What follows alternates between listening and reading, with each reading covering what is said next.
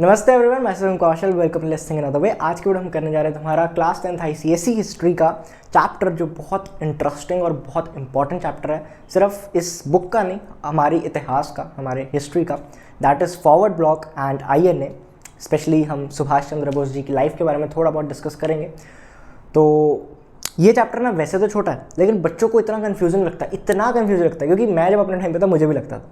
But मुझे interest बहुत है इन सब चीज़ों में, स्पेशली ऐसी हिस्ट्री में, ठीक है, जो हमें नहीं पढ़ाया जाता, ठीक है। तो फिर मैंने क्या किया था, मतलब मैंने ऐसे पॉडकास्ट वगैरह काफ़ी देखे थे इनके बारे में, मतलब रिसर्च जैसे एक 10th का बच्चा कर सकता है, ठीक है। मैंने करने की कोशिश करी थी, काफ़ी कुछ पता लगा। अब कुछ नई चीज़ों के साथ, नई नॉलेज के साथ आया हूँ, एंड जितना मुझे पता है, help you try to figure it out. So let's start this chapter, ठीक है, भगवान का नाम लेते हुए, ठीक है, जय श्री राम, ठीक है। आपके जो भी गॉड्स हैं, आप उनको याद कर सकते हैं। पढ़ने से पहले से पॉजिटिव वाइब्स आते हैं। एनीवे, तो आज की वीडियो में हम पढ़ने जा रहे हैं forward block and the Indian national movement. अब सबसे पहले बात करते हैं, हमने लास्ट चैप्टर में, अगर आपने वीडियो नहीं देखी है तो डिस्क्रिप्शन में लिंक होगा, आप देख सकते हो।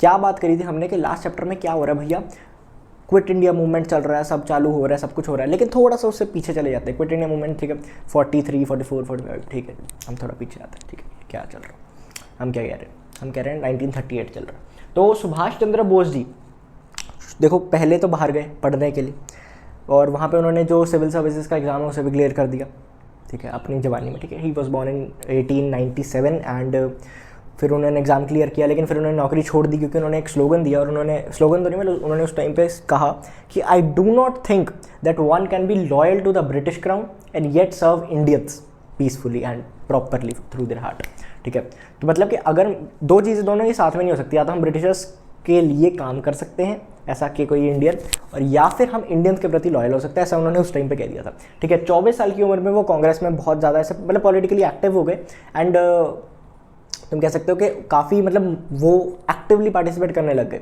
कांग्रेस के साथ वो आए पहले, वैसे तो वो रेडिकल थोड़े दूसरे विचारधारा वाले थे, ठीक है, लेकिन वो कांग्रेस के साथ आए जब non cooperation movement Gandhi ji ने करी और कांग्रेस ने पूरा मतलब किया, ठीक है। वो पूरे इंडिया में नॉन कॉपरेशन मूवमेंट चल रही थी 1921 के अराउंड, ठीक है। तो वो भी साथ में आए, लेकिन उनको बहुत बुरा लगा जब गांधी जी ने पूरी कॉपरेशन मूवमेंट को हटा लिया, बिकॉज एक इंसिडेंट की वजह से कुछ लोग मर गए। तो इंडियंस इतने मर रहे हैं, उन्होंने कहा कि तो उसका तो परवाह है नहीं आपको, आप ये 4-5 इंडियंस के मरने से आप इतना वो कर रहे हो, 4-5 सोल्जर्स के मरने से, जो भी है। तो मतलब उनको लगा कि ये गलत है, गांधी जी को लगा ऐसा ही है। तो जो इनके रिफ्ट शुरू से ही थी विचारधारों की, मुक्का नहीं करते थे, बट विचारधारों की रिफ्ट काफ़ी देर से थी, ठीक है। तो ये हुआ। उसके बाद ये कांग्रेस में आए, तो इन्होंने काफ़ी चीज़ें करी। 1938 में प्रेसिडेंट बने कांग्रेस के, ठीक है, हर साल इलेक्ट जो होते थे, हमें पता ही है। तो तब उन्होंने काफ़ी चेंजेस किए, काफ़ी सही चीज़ें करी। अब गांधी जी तो नहीं चाहते थे ये बने, क्योंकि ऑब्वियसली उनकी विचारधारा अलग है, तो जो प्रेसिडेंट बनेगा उसका थोड़ा कंट्रोल ज़्यादा होता है, और वो काम करवाता है उस वजह से। तो 1939 में, देखो 1938 में किसी भी बंदे ने मतलब मना नहीं किया, यूनानिमसली बन गए, और 1939 में भी वो इलेक्ट हो गए।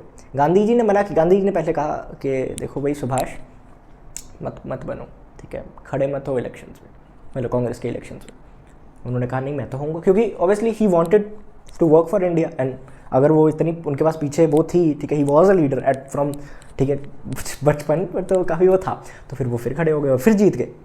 गांधी जी ने प्रोटेस्ट करा, फिर भी गांधी जी ने उनके अगेंस्ट अपना एक और बंदा खड़ा कर दिया कि भाई सीतारमन भाई, ये मेरे रिप्रेजेंटेटिव हैं, मतलब मेरे भी हफ्ते, क्योंकि he was not an official part of Congress, right. So मेरी जगह पे ये खड़े हो रहे हैं, ठीक है। तो फिर लेकिन फिर भी मतलब उनके कहने पे भी गांधी जी के नेताजी जीत गए। तो सोचो कितना ज़्यादा एक पावर वाली चीज़ होगी, कितनी ज़्यादा एक वो होगी कि नेताजी पे इतना ट्रस्ट था लोगों को उस टाइम में, ठीक है, अब भी है हम।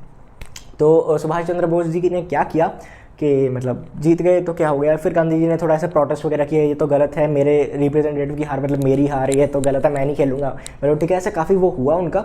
और उन्होंने एक क्या किया कि मतलब ऐसे प्रोटेस्ट तो नहीं एग्जैक्टली, बट फिर डिस्कशंस वगैरह हुई, फिर सब चूज हुआ। तो कुछ लोग जो लेफ्ट विंग के थे, जो कि सुभाष चंद्र बोस जी के साथ थे, वो उधर आ गए, ठीक है। तो ऐसे हो गया, although he was still the president, लेकिन उन्होंने जो लोग थे उनके नीचे, उन्होंने काम करना बंद कर दिया, काम मतलब अच्छे से नहीं किया, फॉलो नहीं किया।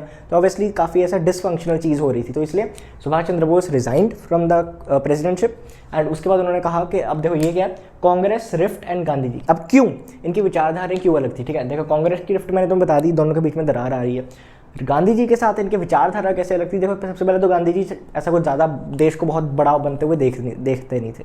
वो चाहते थे कि जो गरीब है वो गरीब के बारे में सोचते, हम कहते हैं ना गाँव में रहते थे ये वो, तो गरीब जो है उसके पास इतना हो कि वो खाना खा सके, पेट भर सके अपने परिवार का, बस इतना, ठीक है। मतलब इतना उगाओ कि खुद खाओ, आसपास थोड़ा बहुत लोगों को खिलाओ, small self sufficient villages, village में उगाओ, विलेज में ही बेचो, विलेज में ही खाओ, सबका भला, मतलब एक विलेज में चलेगा। Netaji on the other hand वो उसी टाइम पे बात कर रहे थे इंडस्ट्रियलाइजेशन की, कि हम एक्सपोर्ट करेंगे, हम ये करेंगे, हम वो करेंगे, हम देश को ऊपर ले जाएंगे, इकोनॉमी को बढ़ाएंगे। और ये सब कैसे करेंगे? प्राइवेट हाथों से नहीं करेंगे, क्योंकि प्राइवेट हाथ अभी सेफ नहीं है, उनके पास इतने पैसे नहीं है और इतना है नहीं, तो हमें खुद कंट्रोल करना पड़ेगा। वो सब कुछ अपने हाथ में रखते थे, ठीक है, हम करेंगे, हम मतलब सरकार है वो करेगी। तो इसलिए उन्होंने कुछ चीज़ें बोली। अब ये चीज़ें कुछ विचारधाराओं के डिफरेंस तुम ये भी कह सकते हो, और कुछ और भी डिफरेंट वेज से विचारधारा, जैसे सुभाष चंद्र बोस जी थे, वो थे सीधा अटैक करो, दुश्मन को पता भी ना लगे तुम अटैक कर दोगे, ऑब्वियसली उन पर ज़्यादा फर्क पड़ेगा। लेकिन Gandhi ji on the other hand पहले बता देते थे, देखो हम आपको अल्टीमेटम भेज रहे हैं, हम ना अल्टीमेटम होता है लड़ाई का, हम आपको अल्टीमेटम भेज रहे हैं कि अगर आपने हमारी ये मांगे नहीं सुनी तो हम खाना खाना छोड़ देंगे, हम सत्याग्रह पे बैठ जाएंगे, हम यहाँ पे प्रोटेस्ट शुरू कर दें। जैसे कि अब सेकंड राउंड टेबल कॉन्फ्रेंस में बता दिया हम दोबारा से जो हमारी क्या कहते हैं सिविल डिसोबीडियंस मूवमेंट है उसे स्टार्ट कर देंगे। जब उन्होंने ये कहा तो फिर सुभाष चंद्र बोस ये क्या कर रहे हो यार, पहले सब कुछ बता दोगे तो सस्पेंस कहाँ रहेगा बे, ठीक है। तो फिर ऐसे उनको लगा कि ये तो गलत हो रहा है, ठीक है। तो इसलिए ये रिफ्ट आई, उनके विचारधारा अलग, मैंने तुम्हें बता दिया। अब इसके बाद उन्होंने क्या किया, रिजाइन करने के बाद फॉरवर्ड ब्लॉक कांग्रेस के बीच में ही, जैसे गांधी जी के एक राइट विंग बन गया था ना, कि गांधी जी थे, उनके आसपास के जो थोड़े लोग उधर से खींच के ले आए थे और वो अपनी पार्टी थी, मतलब पार्टी के अंदर ही ऐसा थोड़ा, तो इनफॉर्मली था। इन्होंने फॉर्मली क्या किया, फॉरवर्ड ब्लॉक की स्थापना कर दी 3 मई 1939 को, ठीक है। रिजाइन करने के बाद 1939 को इन्होंने फॉरवर्ड ब्लॉक बना दिया कि हमारी जो इनकी विचार था वो हमारे लाइक माइंडेड पीपल साथ में आएंगे और डिस्कस करेंगे चीज़ें। इसका ऑब्जेक्टिव क्या था, ठीक है। इनके सबसे पहले तो liberalisation of India, immediate cause ये था, इमीडिएट ऑब्जेक्टिव ये था। लिबरलाइजेशन क्या होता है, वैसे तो देखो आजकल काफ़ी मिसयूज टर्म है लिबरल, ठीक है। मैं कोई पॉलिटिकल सेंस पे नहीं बोल रहा, बट जनरली अगर लिबरल की बात करें तो वो ये होता है कि ठीक है, कोई एक बंदा है जो कि डिफरेंट विचारधाराओं को एक्सेप्ट करने वाला है। ही इज़ मतलब a person who can accept different kind of thoughts, ठीक है। मतलब अलग अलग विचारधाराएं जो ऑर्थोडॉक्स थिंकिंग के अलावा जाती हैं, लिबरल बंदा बोलते हैं उसे, लिबरल, ठीक है। तो लिबरलाइजेशन ऑफ इंडिया करना, वर्कर्स वगैरह, स्टूडेंट्स वगैरह, उन सबका कि मतलब अभी तक जो दिमाग में गुलामी भरी हुई है उसे हटाना, लिबरल करना सबको, कि डिफरेंट विचारधाराएं हैं, डिफरेंट ही है। देखो अभी तक क्या चल रहा है, हमने देश को थोड़ा बहुत मतलब आज़ाद करा के सेल्फ सफिशिएंट विलेज बनाना। इनका क्या कहना है कि देश को आज़ाद तो कराना ही है, लेकिन उसके बाद ना हमने ऐसा नहीं कि एक देश है हम छोटा मोटा देश, नहीं, दुनिया में टॉप पे जाना है। माइंडसेट शिफ्ट करना बहुत बड़ी चीज़ होती है, ठीक है। तो सबसे पहले सबसे इमीडिएट कॉज था, आज़ादी से भी पहले हमें लिबरल करना है इंडिया को। आज़ादी के बाद क्या करना है, सोशलिस्टिक स्टेट बनानी है। सोशलिस्टिक स्टेट जैसे मैंने तुम्हें कहा कि सब कुछ जो समाज के प्रति होगा, लेकिन जैसे इंडिविजुअल प्लेयर्स का कोई हाथ नहीं होगा। जैसे मैं तुम्हें कहूँ कि अभी अंबानी है, अडानी है, ठीक है, ऐसे जो बड़े लीडर्स हैं, टाटा एंड ऐसे जो बड़े बड़े लीडर्स हैं, मैं कोई पर्टिकुलर बंदे का नाम नहीं, अरे फर्म्स है जो भी, ठीक है। तो ये क्या है, ये प्राइवेट प्लेयर्स हैं जो कि बहुत बड़े हैं, ठीक है, बहुत बड़े स्केल पे ऑपरेट करते हैं। सोशलिस्टिक स्टेट में ऐसा सब नहीं होता। तुम चाइना का एग्जांपल ले लो, कोई ठीक है बड़े लीडर्स हैं, बड़ी कंपनीज हैं, वो चलो कम्युनिस्ट चलो छोड़ो, ठीक है। बट क्या हम कहना चाह रहे हैं कि सोशलिस्टिक स्टेट के सब कुछ स्टेट ऑन करेगी, जो भी तुम्हारे जैसे अगला देखो, reorganisation of agriculture and industries on socialistic line, कि जो एग्रीकल्चर है और जो इंडस्ट्रीज है वो सब सोशलिस्टिक लाइन, मतलब कोई उगाएगा, कोई काम करेगा, उससे जो प्रॉफिट आएगा वो सब में बांटा जाएगा, ठीक है। बेसिकली मतलब कोई ओन नहीं करता, तुम समझ रहे हो कि कोई भी जो इंडस्ट्री है उसे कोई पर्टिकुलर बंदा ओन नहीं करेगा, स्टेट ओन करेगी, सरकार ओन करेगी, और उससे जो प्रॉफिट आएगा वो सभी चीज़ें होगा वो सोसाइटी में ही बांटी जाएगी, तो सबका विकास होगा, एक साथ होगा। तो वो जो गरीब अमीर का है ना, वो डिफरेंस कम हो जाएगा। गांधी जी क्या चाहते हैं, सबका पेट भरे, मतलब थोड़ा बेस लेवल पे सिर्फ सोचा। इन्होंने क्या सोचा कि हम देश को भी ऑब्वियसली गरीब अमीर कम करेंगे तो ऑब्वियसली सब इक्वल माने जाएंगे, सबको करेंगे, ठीक है। हम देश को एज ए इकोनॉमी भी ग्रो करेंगे, ठीक है। उसके बाद एबोलिशन ऑफ ज़मींदारी सिस्टम, अब आज के टाइम से बहुत अलग है, ठीक है, ये सोशलिस्टिक तो अभी समझना वो थोड़ा हो जाए। एबोलिशन ऑफ ज़मींदारी सिस्टम, ज़मींदारी हमने पता कि एक बंदा होता था, वो नीचे जो पीजेंट्स हैं उनसे काम करवाता था, अगर वो यही बनाना है, यही उगाना है, और ज़मींदार बहुत ज़्यादा पैसे ले लेता था, आगे बहुत कम लेता था, वो सब उसका एवोल्यूशन करना।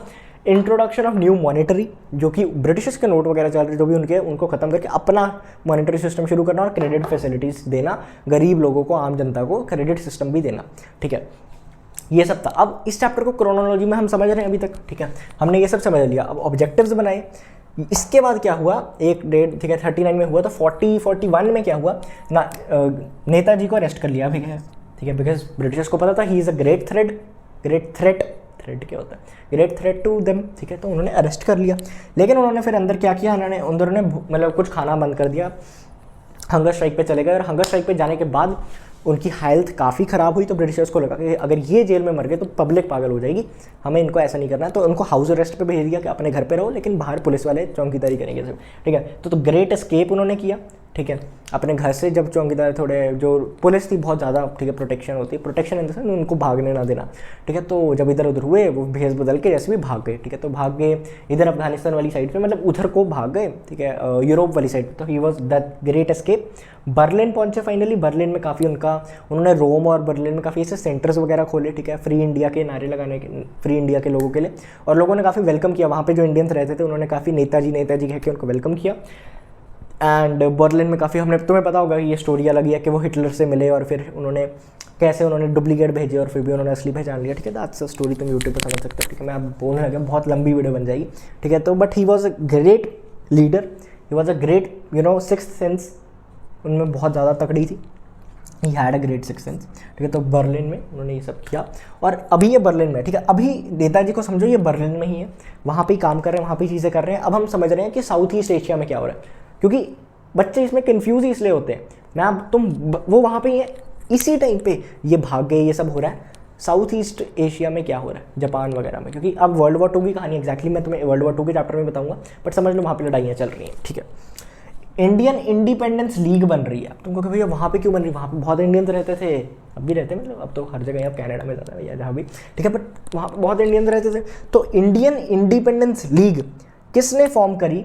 रास बिहारी बोस। ये भी बोस है लेकिन ये रिलेटेड नहीं, तुम ये मत समझना, कंफ्यूज हो जाते हैं बच्चे। सिर्फ बोस लिखा होगा तो मोस्टली सुभाष चंद्र बोस की बात हो रही है। रास बिहारी बोस ने क्या किया? इंडियन इंडिपेंडेंस लीग की स्थापना करी 1941 में सिंगापुर में। 1941 सिंगापुर, रास Bihari Bose, Indian independence league. तीन चीज़ें तुम्हें साथ में समझनी है, ठीक है। अब इंडियन नेशनल आर्मी, ये कुछ फैक्ट्स हैं, बच्चों को याद नहीं होते लेकिन मैं तुम्हें समझा रहा हूँ, ठीक है। INA और IIL, इंडियन इंडिपेंडेंस लीग और इंडियन नेशनल आर्मी अभी अलग अलग है, इंडियन नेशनल आर्मी का आइडिया कैसे आया? मोहन सिंह। मोहन सिंह कौन थे? ब्रिटिश आर्मी के ऑफिसर थे। अब क्या हुआ, जैसे मैंने तुम्हें पहले लास्ट चैप्टर में बताया था, उससे रिलेट करता हूँ कि उसमें उन्होंने कहा कि हम लड़ेंगे, लड़ने जाएंगे। इंडियन से पूछा नहीं और लड़ने चले गए, ठीक है जी, लड़ने चले गए। फिर क्या होगा? अब लड़ने जब चले गए वो, मतलब लड़ने गए, मतलब ब्रिटिश आर्मी लड़ने गई, ब्रिटिश इंडियन आर्मी मतलब कि इंडियंस लड़ने गए, मोस्टली इंडियंस ही थे। तो इंडियंस जब लड़ने गए वहाँ पे, तो वहाँ पे ये हार गए। तो वहाँ पे मतलब एक ब्रिटिश आर्मी के ऑफिसर थे। अब जो हार जाते हैं उन्हें वापस भेज देते, तो जो हार जाते हैं वापस नहीं भेजते, वो तो ऑब्वियसली अरेस्ट कर लेते। प्रिजनर्स ऑफ वॉर अलग चीज़ होती है। बट तुम्हें पता लग गया अब तुम्हारे पास ज़्यादा बंदे नहीं है, उधर से आर्मी बहुत ज़्यादा आ रही है, तो ऊपर से ऑर्डर आया कि वापस आ जाओ। बेसिकली ये चीज़ होती है, ठीक है। एक वेब सीरीज़ भी बनी थी, मुझे याद नहीं, फॉरगॉटन आर्मी जैसे करो, नॉट स्पॉन्सर्ड, मतलब मुझे तो याद भी नहीं कहाँ पे है, बट देखी थी मैंने, उसमें ये सब दिखाया था। तो जब आर्मी इधर से आती है, ठीक है, मतलब उनको वापस देने के संदेश है, लेकिन मोहन सिंह नहीं गए, क्योंकि ही वांटेड कि यार हम इंडिया के लिए कुछ करें, ठीक है। कहते हैं अब मौका है तो हम यहाँ से कुछ करते हैं, मैं वापस नहीं जाऊँगा, वापस ब्रिटिशर्स के अंडर रहने नहीं जाऊँगा, मैं यहाँ से कुछ करूँगा। तो मोहन सिंह ने INA का आइडिया को अडॉप्ट किया, इंसेप्ट किया, मतलब उनके दिमाग में आया, और प्रिजनर्स ऑफ वॉर 1942 में उनके अंडर प्रिजनर्स ऑफ वॉर्स को रख लिया गया। तो इन्होंने, ठीक है, मैंने जापान से बातचीत करी कि हम ऐसे साथ में करते हैं, ये सब चीज़ें करते हैं, ठीक है, थोड़ा बहुत ऐसे हुआ। और जो इंडियन प्रिजनर्स ऑफ वॉर थे, जो कि जापान ने कैप्चर करे थे, जो कि उन पर अटैक कर रहे थे, ऑब्वियसली इंडियंस की तो कोई लड़ाई नहीं थी, जो ब्रिटिशर्स के नाम पे आ रहे थे, तो प्रिजनर्स ऑफ वॉर को इन्होंने ऐड कर लिया अपने INA में, ठीक है। अभी जो उनकी आर्मी बन रही है, नाम पड़ेगा अभी 1942 में हो रहा है। ये सब क्या था? ये सब 1941 1942, तो मैंने तुम्हें कहा अभी यही सब चल रहा है। जैसे 1941 में ये रास बिहारी बोस जी ने किया, ठीक है, अभी यहाँ पे चल रहा है। अब 2 कॉन्फ्रेंसेज हैं, अब 2 कॉन्फ्रेंसेज का बहुत ज़्यादा इतना ईजी है ना, मैं तुम्हें बताता हूँ। Tokyo conference, Bangkok conference. Bangkok Thailand में तो टोक्यो कॉन्फ्रेंस के बारे में बात करते हैं। टोक्यो कॉन्फ्रेंस में किसने करवाई? रास बिहारी बोस जी, ठीक है। इनके एफर्ट्स की वजह से हुई, मार्च 1942। अब इनके एफर्ट्स की वजह से हुई है तो किसके रिलेटेड होगी? इंडियन इंडिपेंडेंस लीग के।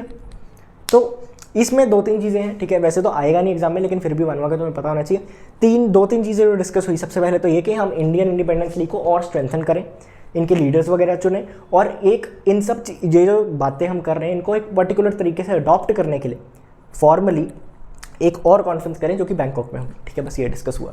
अब बैंकॉक कॉन्फ्रेंस में क्या डिस्कस होता है कि जून, ये कब हुई? जून 1942, ये मार्च 1942, जून 19, मैंने तुम्हें कहा उसी सालों में ये सब चल रहा है, 1941 1942 1943, ठीक है।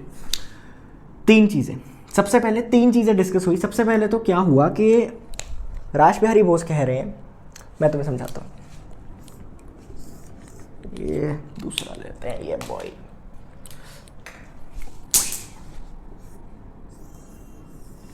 ठीक है, इसको तुम मान लो इंडियन इंडिपेंडेंस लीग, ये इंडियन इंडिपेंडेंस लीग जो रास बिहारी बोस ने बनाई। ठीक है जी, अब क्या बोल रहे हैं, बैंकॉक कॉन्फ्रेंस में क्या डिसाइड हुआ कि इंडियन नेशनल आर्मी को इसमें इंक्लूड कर लेंगे। अभी अलग है, ठीक है, अभी यहाँ पे इंडियन नेशनल आर्मी यहाँ पे थी, ये कहते हैं हम इंक्लूड कर लेंगे। ठीक है, तो समझो कि इंडियन नेशनल आर्मी इधर आ गई। ठीक है जी, इंडियन नेशनल आर्मी इसमें आ गई, इसमें इंक्लूड कर लेंगे। और इनके पास रिसोर्सेज भी ज़्यादा थे, तो ऑब्वियसली एक चीज़ होगी, इंडियन नेशनल आर्मी को, और इनके कमांडर इन चीफ कौन होंगे, मोहन सिंह। ये भी इसी में फैसला हुआ, इंडियन इंडिपेंडेंस लीग। ठीक है, अब रास बिहारी बोस कहते हैं कि इसमें ही हम एक काउंसिल बनाएंगे, एक काउंसिल बनाएंगे जो कि फैसले वगैरह करती है, जो सब करती है। ठीक है, काउंसिल तुम्हें पता है, काउंसिल को रास बिहारी बोस खुद गवर्न करेंगे। ठीक है जी, इंडियन इंडिपेंडेंस लीग को गवर्न करने के लिए, हेड करने के लिए, ये जो इंडियन इंडिपेंडेंस लीग की मूवमेंट है इसको संभालने के लिए, मतलब इस पूरे के हेड हम किसे बुलाना चाहेंगे, अभी आए नहीं है, हम इनवाइट करेंगे सुभाष चंद्र बोस जी को, नेताजी को। तो ये ये चीज़ है, ये चीज़ बच्चों को समझ नहीं आती कि भैया INA और ILL में क्या डिफरेंस है, क्या चीज़ें हैं। ठीक है, हम ऐसे करेंगे, और इसका लीडर कौन था, इसका लीडर कौन था। ठीक है, ये सब था, ये होता है। सुभाष चंद्र बोस जी को ऐसे फॉर्मली भेजा जाता है, ही एक्सेप्ट, एंड वो सबमरीन्स के थ्रू, एक सबमरीन में गए, फिर दूसरी में गए, बर्लिन की मदद से। ठीक है, ही मतलब वहाँ पे पहुँचते हैं, और 1943 में, ठीक है, वह पहुँच तो उसी साल गए थे, लेकिन 1943 में बोस टुक चार्ज ऑफ द INA। ये जो INA है, बोस ने इनका भी चार्ज लिया, बिकॉज तुम मैंने बोला ना कि वो लड़ाई वगैरह करके ही जीतना चाहते थे, और वही एक ऑप्शन बची थी, ऑब्वियसली उनको भी पता था। तो वो कहते हैं कि इस पे ये सबसे ज़्यादा इंपॉर्टेंट है, इन तीनों चीज़ों में सबसे ज़्यादा इंपॉर्टेंट जो है मुझे वो चाहिए। तो ऐसा नहीं है कि मोहन सिंह अब है नहीं, या फिर उनको निकाल दिया, जो भी है, बट वो क्या बन गए, सुप्रीम कमांडर बन गए। तो सुभाष चंद्र बोस INA के सुप्रीम कमांडर बन गए 1943 में। इसमें एक फैक्ट हमें पता ही है, ठीक है, वुमेन्स रेजिमेंट, सबसे पहला वुमेन्स रेजिमेंट, सबसे पहली वुमेन रेजिमेंट जो कि लड़े थे वॉर में, ठीक है, वो बनाया गया था इनके ही अंडर। ठीक है, तुम्हें कहा ना लिबरल डिफरेंट सोच के, वो इंडियन नेशनल आर्मी के अंडर। और उनको कौन लीड कर रहा था, डॉक्टर लक्ष्मी स्वामीनाथन। ठीक है, तो डॉक्टर लक्ष्मी स्वामीनाथन जी ने उनको लीड किया, वुमेन्स रेजिमेंट पहला बना। ठीक है, हमें भैया ये सब भी समझ आ गया। अब आपने कुछ कहा कि ये सब हो रहा है, अब INA जिसके हेड बन गए हैं बोस, इनके क्या क्या ऑब्जेक्टिव्स थे important for exam and for life. ठीक है जी, सबसे पहला ऑब्जेक्टिव, ऑर्गेनाइज आर्म्ड रेवोल्यूशन। ठीक है, अब ये तुम्हें एज इट इज लिखने की ज़रूरत नहीं है, समझ जाओ, लिख लेना, बस एक दो शब्द होते हैं। अब आर्म्ड के लिए तुम ऐसा क्या लिखोगे, गन्स एंड पिस्टल्स, आर्म्ड अच्छा लगता है। ठीक है, ऑर्गेनाइज आर्म्ड रेवोल्यूशन को ऑर्गेनाइज करना, और fight the British army with modern arms. देखो लड़ाइयाँ पहले भी करी है, लेकिन ये तुम्हें कहा सोच ऐसी है कि हम लड़ेंगे तो पूरे तरीके से लड़ेंगे, मतलब कि मॉडर्न आर्म्स के थ्रू लड़ेंगे।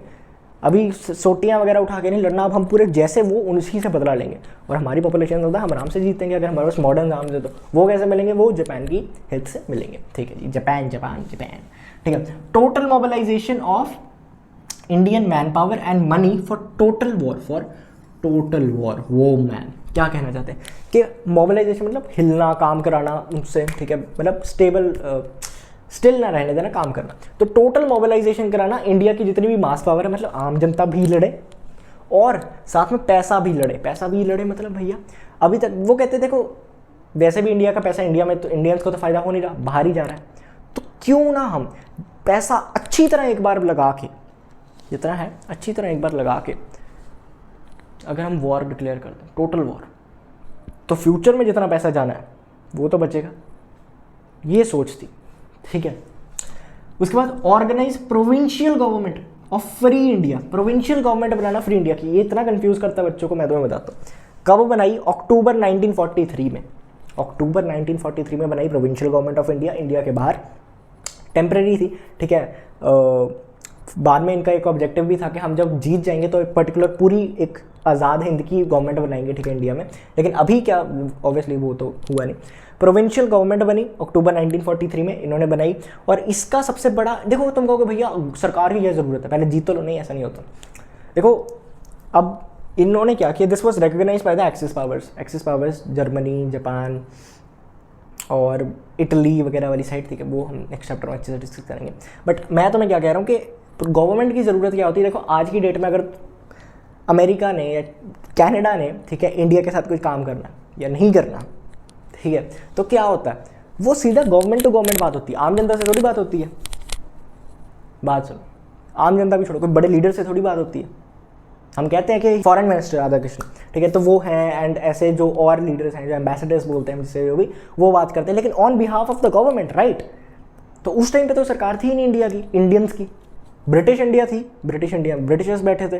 तो इंडियन अपना, इंडियन एज अ हम, ठीक है, जो हम चाहते हैं वो दूसरे देशों से कैसे बात करेगा, उनके सपोर्ट कैसे लेगा, तो इसलिए उन्होंने प्रोविंशियल गवर्नमेंट बनाई। बहुत दिमाग वाली बात थी, ठीक है। तो this was recognised by axis powers, और एक्सेस पावर ने इसको रिकॉग्नाइज भी किया कि हाँ दिस इज द इंडिया, ये है, ठीक है। तो क्योंकि नेताजी ही वैसे तो बहुत बड़े फिगर थे, लेकिन ही वॉज अ लीडर ना, he was just a leader एक तरीके से देखा जाए तो। पूरे देश को करने के लिए उन्होंने एक प्रोविंशियल गवर्नमेंट बनाई, दिस वॉज द मतलब, ठीक है। मुझे पहले तब नहीं समझ आया था जब मैंने अपनी धंधे में पढ़ा था, लेकिन अब चलो। मोटो यूनिटी फेथ सैक्रिफाइस, ये मोटो था, यूनिटी फेथ सैक्रिफाइस। एंड कुछ स्लोगन्स थे, चलो दिल्ली, दिल्ली चलो इंग्लिश में लिखते हैं, दिल्ली चलो, ठीक है, पर बोलने में चलो दिल्ली, ऐसे मार्चिंग का था। और साथ में जय हिंद था। और उसके बाद ये तो तुम्हें पता ही होगा, तुम मुझे खून दो और मैं तुम्हें आज़ादी दूंगा, ठीक है। तो बहुत बड़ा एक स्लोगन। और उसके साथ मैंने बताया, do not think that I am the one. And एक और पता नहीं, रूमर्ड है, मुझे नहीं पता ये असली में उन्होंने बोला था कि क्या था, बट के the best an enemy's enemy is your best friend, ठीक है। तो अब मुझे नहीं पता, ठीक है, ये एग्जाम में तो नहीं आएगा, बट ये जो तुम्हारी बुक में है जो पक्का है वो आएंगे। सो दिस वॉज इट, ठीक है। बट क्या यहाँ पे ख़त्म हो गया? नहीं भैया। तो क्या हुआ इसके INA के साथ, क्या हुआ? देखो, जापान के सपोर्ट के साथ ये था, उनके वॉर्स वगैरह उनकी चीज़ें थी, तो आ रहे थे अंडमान एंड निकोबार आइलैंड्स पे कब्जा भी, मतलब जीत भी गए थे उनको, ठीक है, वापस ले लिया था ब्रिटिशर से। एंड उनका नाम भी बदल दिया था, ठीक है, स्वराज एंड शहीद एंड स्वराज आइलैंड्स उनका नाम रिस्पेक्टिवली कर दिया गया था। लेकिन उसके बाद भी कुछ चीज़ें दिक्कतें हुई, क्या कि जापान के साथ जो पंगे पड़ गए पैसिफिक ओशन में, अमेरिका, ठीक है, वर्ल्ड वॉर हार गई। और जब एक्सेस पावर्स, ठीक है, स्पॉइलर अलर्ट, ठीक है, जापान जब वर्ल्ड वॉर हार गई तो जो जापान की फोर्सेस वगैरह थी वो वापस चली गई, क्योंकि अब हार ही गए थे तो इंडिया पर अटैक करके उनका क्या मतलब, तो वो वापस चले गए। अब इस टाइम पे जो INA थी और उनकी जो पूरी आर्मी थी वो इम्फाल के पास थी, 5-10 किलोमीटर का फ़र्क रह गया था, ठीक है। इंडियन बॉर्डर आ जाना था। सबसे पहले इंडियन बॉर्डर आ भी गया था, मतलब उन्होंने झंडा सबसे पहला इंडिया उन्होंने ही लहराया था, INA ने लहराया था। इंडिया की जो तिरंगा है, ठीक है, जो इंडियन ज़मीन पे, आज की प्रेजेंट इंडिया की ज़मीन पे वहाँ पे लहराया गया था। लेकिन क्या हुआ कि वहाँ पे चली गई और वहाँ पे बारिशें शुरू हो गई, तो वहाँ पे मोल्ड वगैरह बहुत ज़्यादा दिक्कतें, बहुत ज़्यादा बीमारियाँ वगैरह आने लगी ऑब्वियसली। फिर उधर से ब्रिटिशर्स आ गए और उन्होंने कैप्चर कर लिया उन सब लोगों को, उस आर्मी को, and they were called the prisoners of Wars, ठीक है, वापस गए। लेकिन लोगों ने काफ़ी उनका स्वागत किया। जो कोर्ट थे उन्होंने तो उन्हें गिल्टी डिक्लेयर कर दिया था, लेकिन तब तुम्हें कहा ना कि लोग बहुत ओवर पावर हो गए थे। एंड लास्ट चैप्टर हमने डिस्कस करा कि उनको ये समझ आ गया था कि वो मतलब इंडियंस के विशेस के बिना कुछ नहीं कर सकते, ठीक है, तो इसलिए उनको छोड़ना पड़ा। जो प्रिजनर्स ऑफ वॉर्स को उन्होंने गिल्टी डिक्लेयर किया था उनको भी।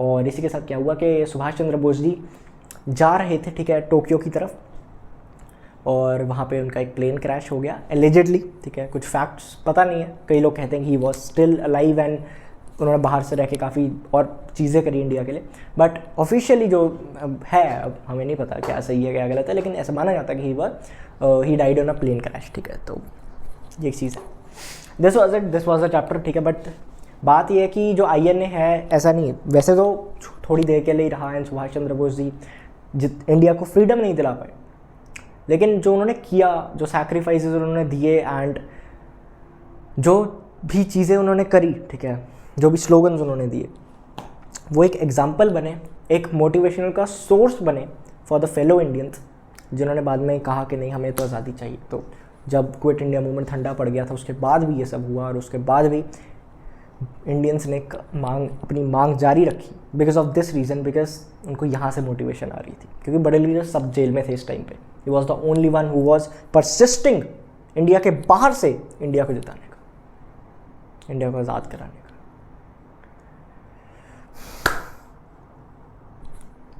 Yup, this was a chapter. कोई और दिक्कत हो तो कमेंट्स बॉक्स में पूछ लेना। एंड या, जय हिंद।